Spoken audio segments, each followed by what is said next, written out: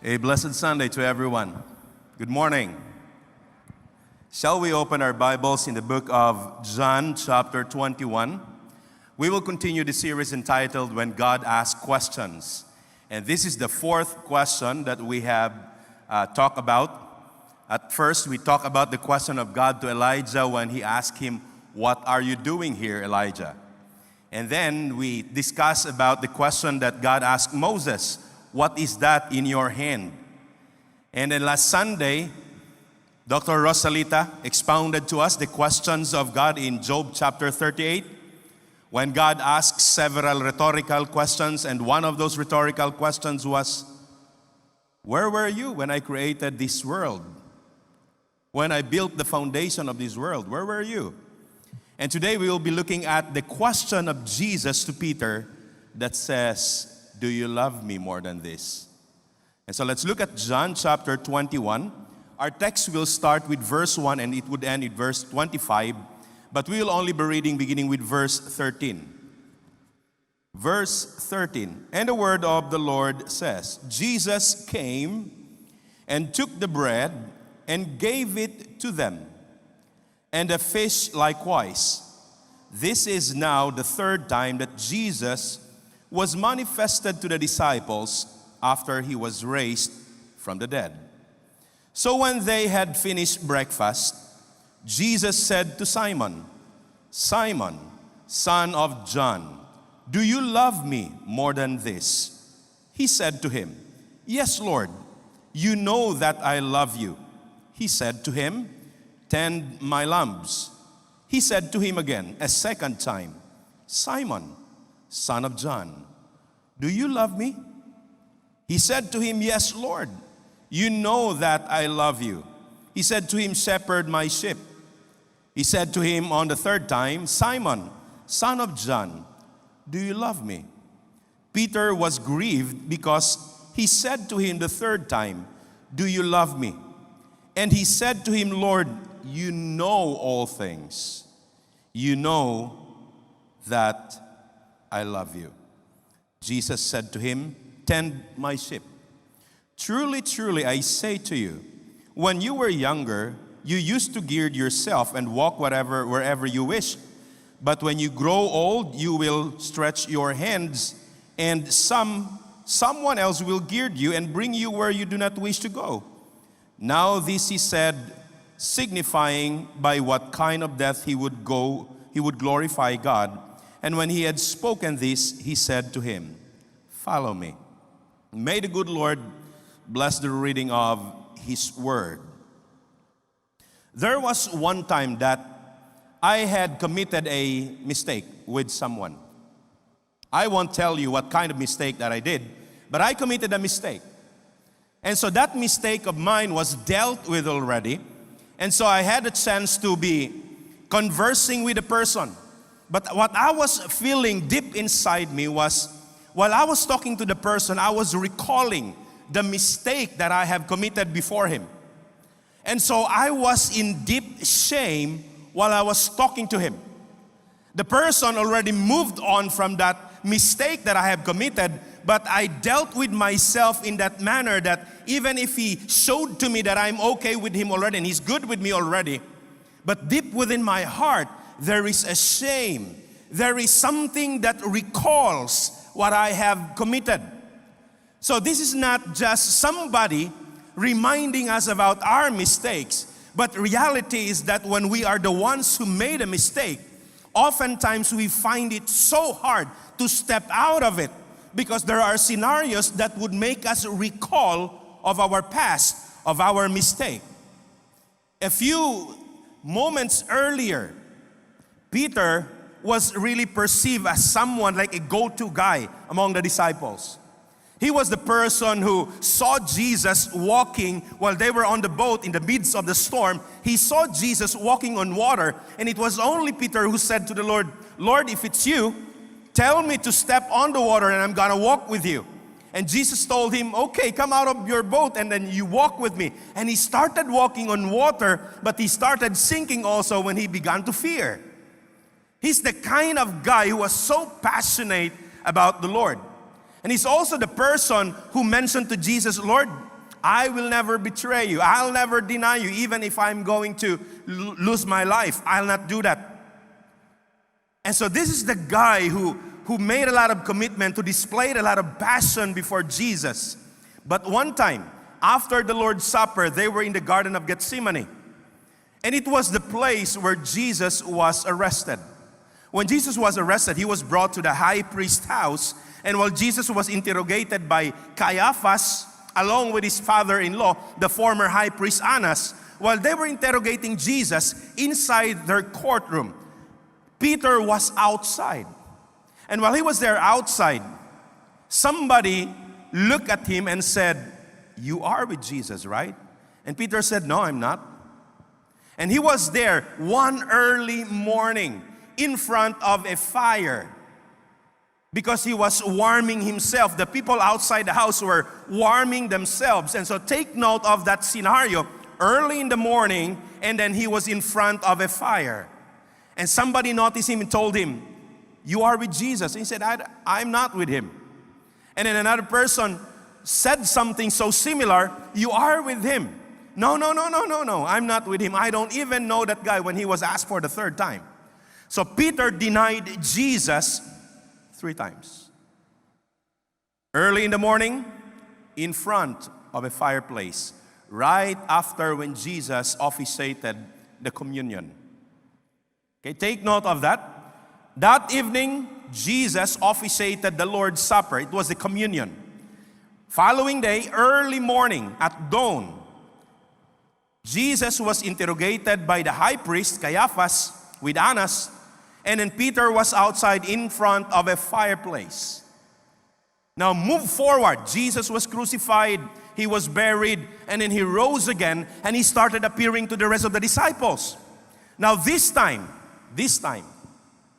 Peter said, "I'll go fishing." Jesus was already resurrected during this time. He appeared a few times with the other disciples. In fact, John made it clear that this was the 3rd time that he appeared to his disciples. And so, after those incidents, Peter said, "I'll go fishing." Because formerly, he was a fisherman. And so some of the disciples who heard him say those words ran away with him for fishing. So when they went off the shore and then tried to catch a fish. That morning, they didn't catch any. So they went back near the shore. While they were there on the boat near the shore, that early morning, what happened? Somebody at the shore shouted at them, "You didn't catch any, right?" And they heard the voice of that stranger at the side. And they said, "We did not. There's nothing here in our boat. It's empty." And then that stranger said something like, "You cast your nets on your side." And out of nowhere, the disciples followed him. They cast their nets, and then they caught a lot. When that incident took place, John, he often revealed himself in the text as someone who was loved by Jesus. He made himself so discreet in the text. Maybe I don't know what was his reason why he did not say John told Peter. No, the disciple whom Jesus loved said to Peter, "It was the Lord. It is the Lord." And when Peter heard that stranger at the shore who told them, "You cast your net on that side and you will catch," when Peter realized that it was Jesus, he geared himself and then went off. He jumped to the water and swam toward Jesus. That was the passion of this person. He was so passionate about the Lord. But when he was there at the side, the breakfast was ready already. The rest of the disciples went to the shore also, and the breakfast was ready. Jesus invited them to eat. And here is something that is remarkable. Jesus prepared not only a fish, he prepared and distributed a bread. Now, what's significant about that bread? That bread would remind Peter of something. What was that? That a night before he betrayed, A night before, he denied Jesus. A night before he denied Jesus, something happened that involved an element of a bread. What was that? It was the Lord's Supper. The rest of the people in Israel were remembering the feast of the Passover, and yet Jesus instituted something new, something that involved a bread, a symbol that he's going to break his body, that he's going to die, he's going to shed his blood so that he could offer salvation to mankind. The disciples didn't understand that yet, but this time, when Peter saw the bread, I believe it reminded him about something.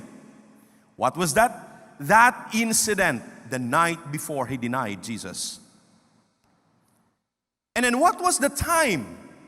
As I have said, after that Passover meal, they went to the garden. It was early in the morning. Now they went out for fishing at night. They came back at the shore early in the morning.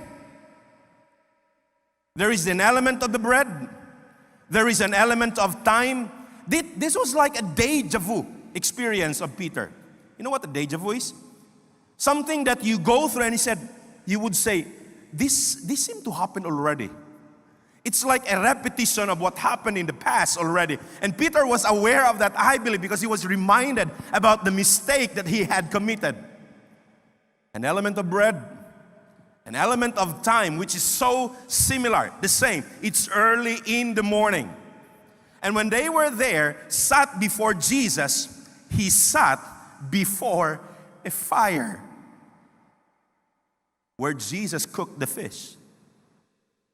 The element of bread, the element of time, the element of fire.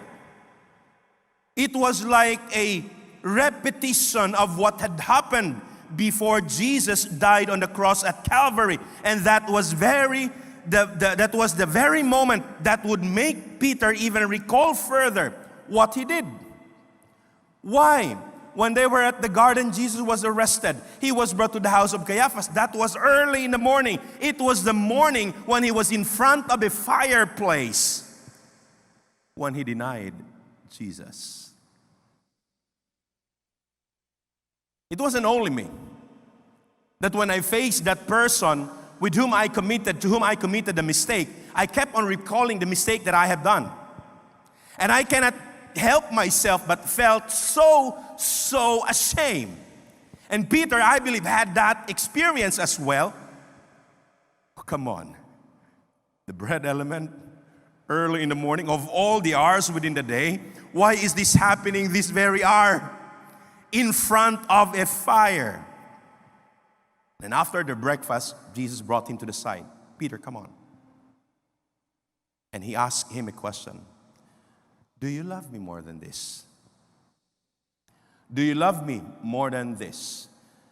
Now, it's so important to understand the word "this" in understanding the text. Do you love me more than this? Plural. T-H-E-S-E. Okay? Not a singular form, but a plural form. Do you love me more than this? There are many possible interpretations of the word "this." First, it can mean, do you love me more than the fishing, the people that are with you when you are fishing, the profession that you have before I called you? Do you love me more than this? Because the text would tell us that they went for fishing, right? And this is very reasonable, that they placed their hopes in Jesus. They thought that he's gonna be the kind of the Messiah that they were perceiving back then, that is going to bring Israel to freedom out of the hands of the Roman Empire. They were thinking about that matter. And maybe they had placed all their hopes to Jesus, and then he just died. He was buried. All hopes are gone. And Peter said, let's go back to the default. What was his default? His default was fishing, because that was his profession. Now it happens many times that when you try and venture on something new, and you make a mistake, and there is a failure, and you are disappointed, you go back to the default, right? It happens to us many times. There is a new skill that we try to really develop in our lives, to venture with, and yet when it fails, When we are disappointed, the most common thing is we go back to the default. Peter's default was fishing. So he said, I'll go back fishing. And Jesus confronted with him with a question, do you love me more than this? It's a high possibility that the word this pertains to the fishing activities. And it is not only an activity for Peter, because fishing was his profession. Fishing wasn't only his profession, it was his life. Are you trying to, do you get what I mean? If you're a teacher, and your being a teacher will be removed from you, what will you be? It's hard to decipher. Why? Because if you have been teaching all of your life, you don't know what you will be without being a teacher, if not being a teacher. If you're an engineer and you have been practicing that profession for 30 years already, and suddenly it's gonna be taken away from you, what will you be? It's hard to decipher. So for Peter, fishing wasn't just an activity. It was like his entire life. And Jesus asked him, Peter, do you love me more than this? Now that's the first possibility of understanding the word this. But it could mean another. There is also a possibility that the word plural this pertains to the miracles that Jesus performed. Why did I say that? Well, look at the text itself. They caught nothing the whole night.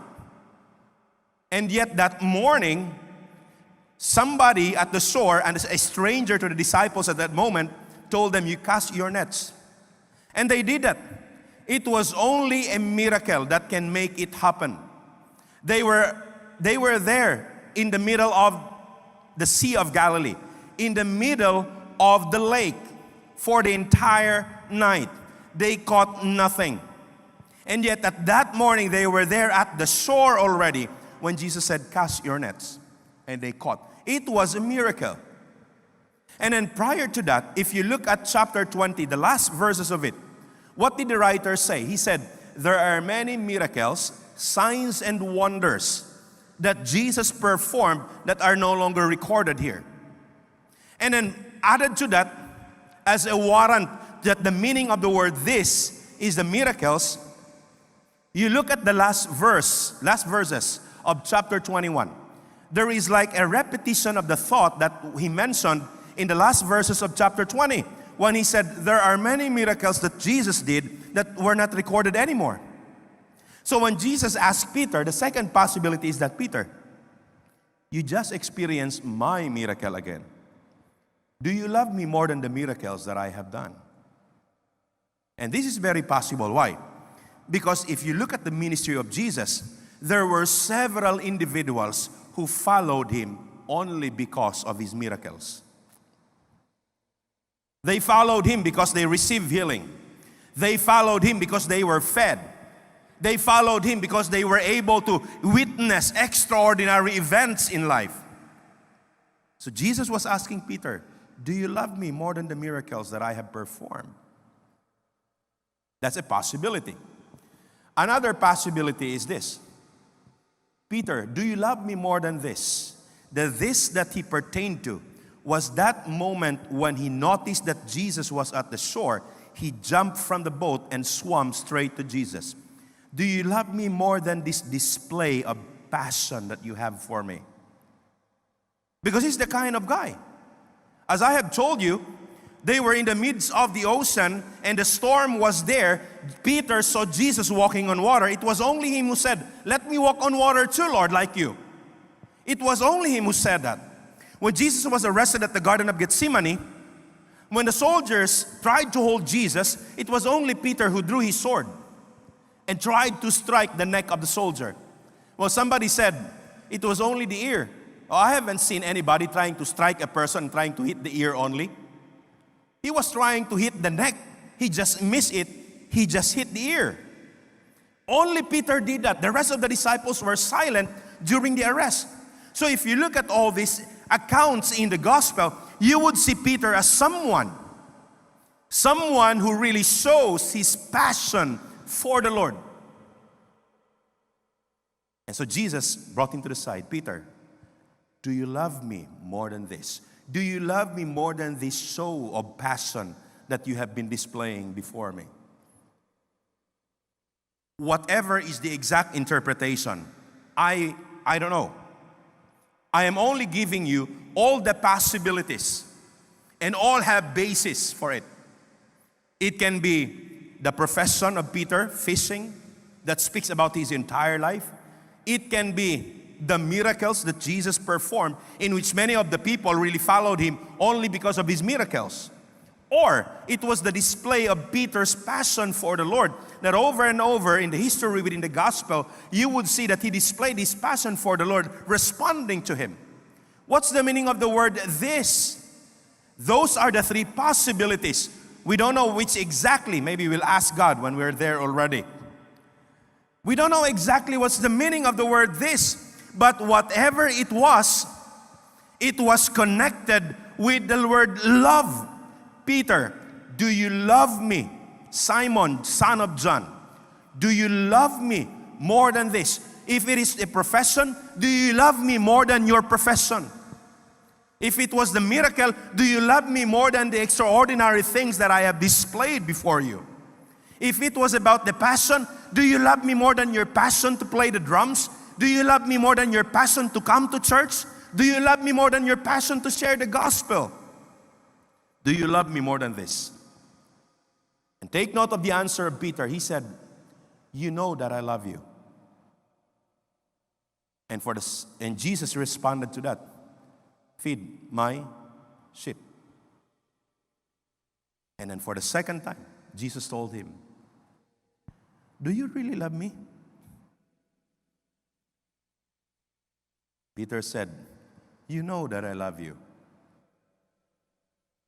Jesus said, tend my lamb.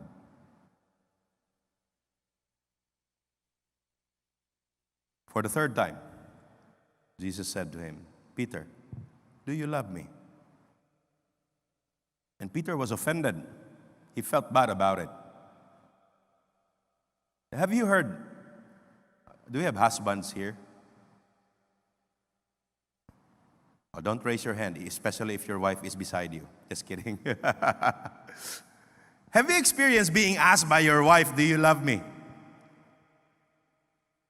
Somebody said, don't worry, I'll tell you if I don't love you anymore. But some people would ask, do you love me? Because they want a reaffirmation of what they received from you in the past. Maybe you failed to say it in the past weeks, but that wasn't the reason why Jesus asked him. Peter was offended already. And take note of Peter's answer 3 times. When Jesus asked him, do you love me more than this? Do you love me? Do you truly love me? And then, do you love me? Peter's answer always started with the word, you know. And the word you know, may it be it's a oida or ginosko in the Greek text, because there are 2 words that were used by Peter in responding to Jesus. Do you love me more than this? He said, oida, you know. Do you love me? Truly, do you love me? Peter said, oida, you know. And then the third time, do you love me? And Peter said, ginosko. Meaning to say, the first 2 times, you know, you have the content. You know in your mind that I love you. The third time, ginosko, it's the same thing. You have the data in your mind that can tell you that I love you. Peter really was basing his answer on those facts that he perceived that Jesus knew. So Jesus wasn't asking just for him to say it. First, Jesus wasn't asking just for Peter to say that he loves him. Second, Peter wasn't asking because he wants to know, because he knows already. Diba? He knows everything. That is why Peter said, you know that I love you, Lord. You know. You know that. You know the facts. There is nothing that I can hide from you. So why ask me 3 times? Can this be another element of the deja vu? The element of the bread. The element of time in the morning. The element of fire when he was outside the house of Caiaphas, denying Jesus. The number of the denials. And the number of questions about love 3 times also. Do you love me? 3 times. He was reminded about it. And Jesus asked him the question, not because he wanted to know the answer. He knew it. Jesus asked him the question not because he just wanted Peter to express it verbally. Jesus doesn't need it. But he asked Peter, do you love me? You know, Lord. Do you love me? You know, Lord. Do you love me? You know, Lord. When Peter answers those questions, 3 times also, because 3 times he was asked with those questions. When he answered those questions 3 times, he was reminded of his love about the Lord. And after which Jesus said, you know, when you were young, you geared yourself, you dress yourself, and you go anywhere you want to go. But when you're old, somebody else will do that for you, and they will bring you to somewhere that you don't like to be. And Jesus was so clear. John clarified it that Jesus was talking about the death of Peter. Don't you know that Peter died through crucifixion also?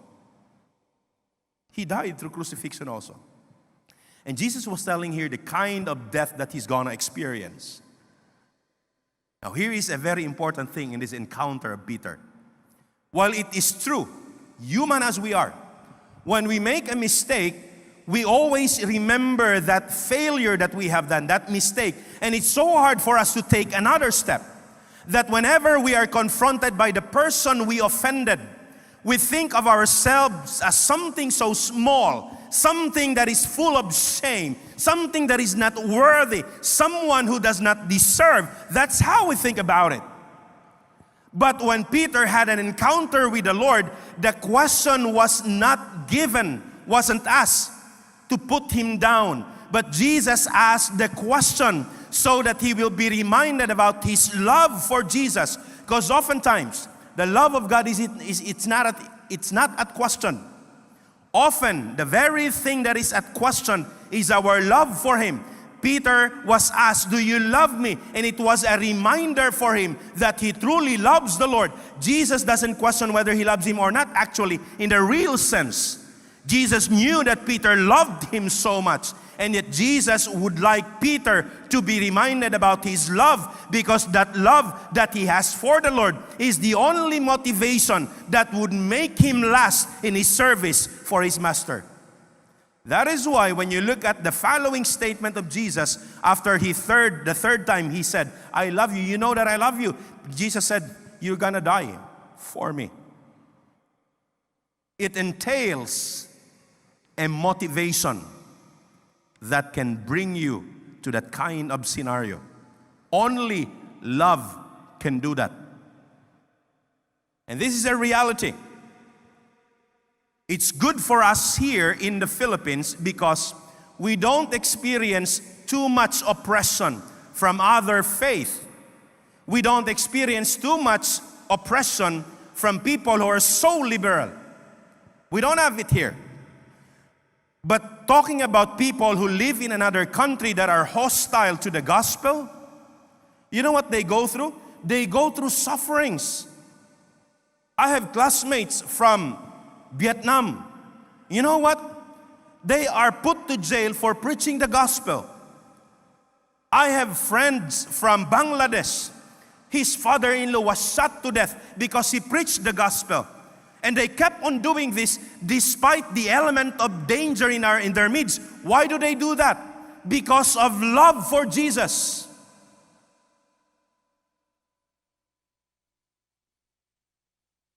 When we are confronted with difficult times in life, it is only our love for the Lord that can make us, that can sustain us.